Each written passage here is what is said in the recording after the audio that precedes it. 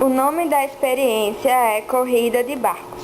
Os materiais usados para essa experiência são uma tigela com água, o detergente e pedaços de cartolina recortada.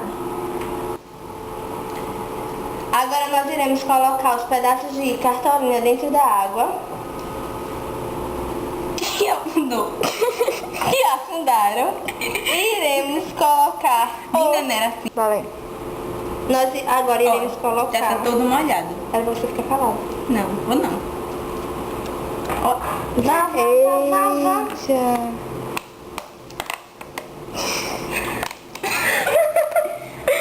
Nossa. Calma, é um pingo, viu? É um pingo. É um pingo, cara. Eu não tô vendo nenhum pingo. Ah, Vai. valendo. Ups. Eita. Nossa. Pronto, só isso. Só. Vai. Tá tudo errado. Ela joga em cima do papel. Vai afundar.